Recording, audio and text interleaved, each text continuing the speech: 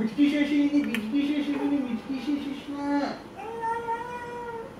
মিষ্টি শেষিস না টাটা শুরু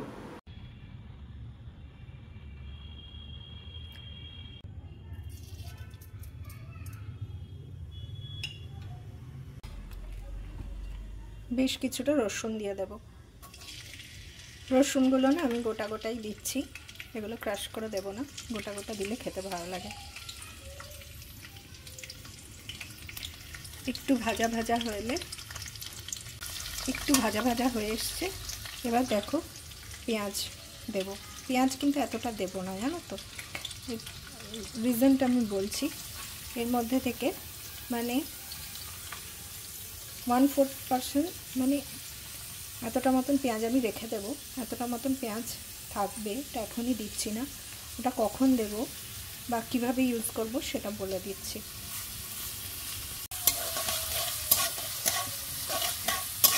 এবার একটু ভাজা ভাজা করব।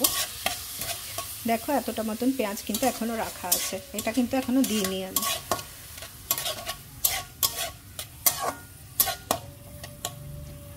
এখন যে রান্নাটা করছি মানে মাশরুমটা, এটা আমার বরের ভীষণ পছন্দের একটা খাবার।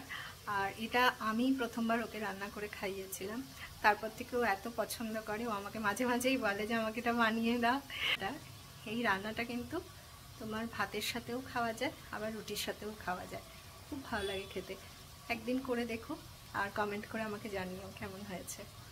জিনিস দেখো, এতটা মতন পেঁয়াজ আমি রেখে দিয়েছি, এটা এখনো দিইনি। এটা কখন দেব বা কিভাবে ব্যবহার করব সেটা কিন্তু বলে দেবো। পুরো ভিডিওটা দেখতে থাকো, আশা করি ভালো লাগবে। একটা নতুন জিনিস সবাই করে, যে যার নিজের মতন করে, বাট আমার মতন করে একবার খেয়ে দেখতে পারো, আমার মনে হয় যে ভালো লাগবে।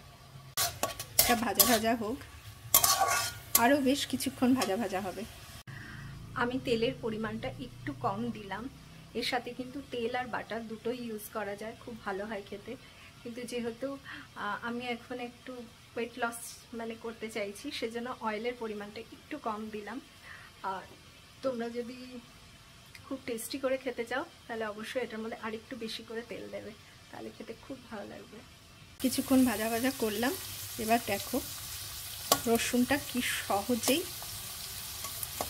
কেটে যাচ্ছে, মানে অনেকটাই ভাজা ভাজা হয়ে গেছে। দেখো বেশ সোনালি হয়ে গেছে। এবার যতটা মাশরুম আছে সবটাই আমি এর মধ্যে দিয়ে দিলাম, ঠিক আছে। আমি এক হাতে ক্যামেরা ধরে আছি, তাই এবার একটু ভালো করে নেড়ে নেব, ঠিক আছে, ভালো করে মিশিয়ে দেব।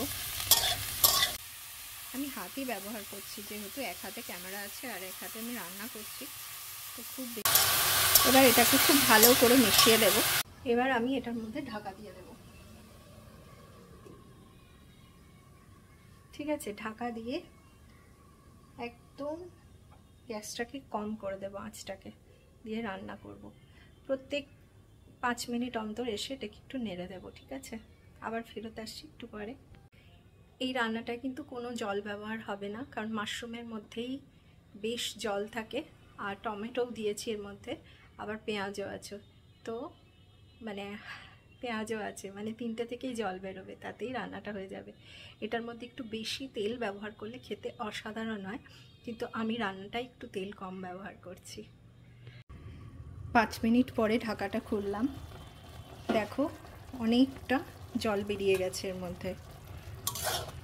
দেখো বেশ অনেকটা জল বেরিয়ে গেছে, মাশরুমও অনেকটা সেদ্ধ হয়ে গেছে, আর টমেটোও অনেকটা গলা গলা হয়ে গেছে। এবার এই পরিস্থিতিতে এর মধ্যে কিছুটা হলুদ দেব,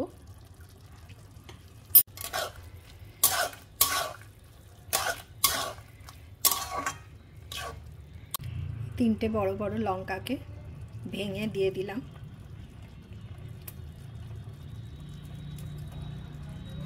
এবার রান্নাটার মধ্যে কিছুটা আদা, জিরে আর ধনে বাটা দিয়ে দিলাম, খুব বেশি দেব না, অল্প করেই দিলাম। এবার গ্যাসটাকে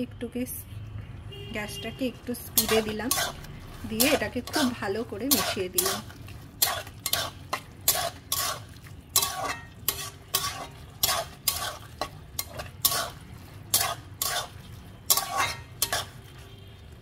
এবারে কিন্তু পুরো রান্নাটাই ঢাকা ছাড়াই হবে, আর ঢাকা দিলে কিন্তু সেরকম টেস্ট আসবে না। আমি যাতে তাড়াতাড়ি রান্নাটা হয় সেজন্য 5 মিনিটের মতন ঢাকা দিয়ে দিয়েছিলাম। আর হাতে সময় থাকলে কিন্তু একদম ঢাকা না দিয়েই পুরো রান্নাটা করলে খেতে খুব ভালো লাগে। টমেটোগুলো যখন প্রায় গলে গেছে আর জলটাও প্রায় শুকিয়ে এসছে, সেই অবস্থায় এই যে পেঁয়াজগুলো রেখেছিলাম এই পেঁয়াজগুলো দেব। ঠিক আছে, স্লো আঁচে একদম আরও 5 থেকে 10 মিনিট রান্না হবে। রান্না প্রায় হয়ে এসছে। এই অবস্থায় হালকা মানে ফ্রেশ আদা দিচ্ছি। এটা কিন্তু স্কিপ করা যায়, কিন্তু আমাদের বাড়ির লোকজন না এটা খেতে খুব পছন্দ করে, সেজন্য অল্প করে একটু ফ্রেশ আদা দিচ্ছি। আর রান্না করবার সময় আদা, জিরে, ধনে বাটা তো দিয়েইছি, কিন্তু এই ফ্রেশ আদাটা দিলে খেতে খুব ভালো লাগে।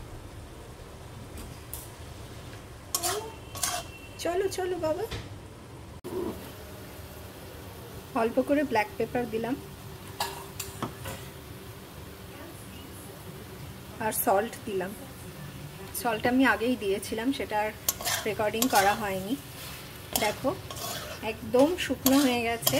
একটু বেশি তেল দিলে তেলটা ছাড়তো, তো খেতে অসাধারণ হতো, দেখতেও অসাধারণ হতো, বাট এটাও খেতে কিন্তু খুব ভালো হবে।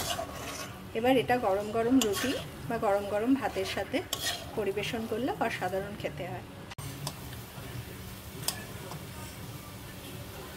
এবার একটু টেস্ট করব, একটু টেস্ট করছি।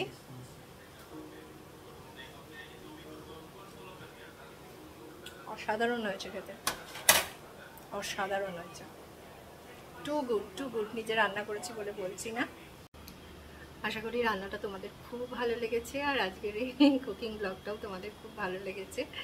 ভালো লাগলে লাইক করো, শেয়ার করো, আর আমাদের চ্যানেলটাকে সাবস্ক্রাইব করে আমাদের পাশে থেকো। আবার দেখা হচ্ছে নতুন একটা ভিডিও নিয়ে। ততদিন পর্যন্ত টাটা, বাই বাই। আরেকটা কথা বলে রাখি, ভালো থেকো, সুস্থ থেকো, জীবনের প্রত্যেকটা মুহূর্তকে এনজয় কর।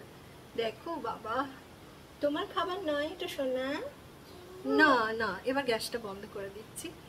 আর টাটা টাটা টাটা। আবার দেখা হচ্ছে খুব তাড়াতাড়ি।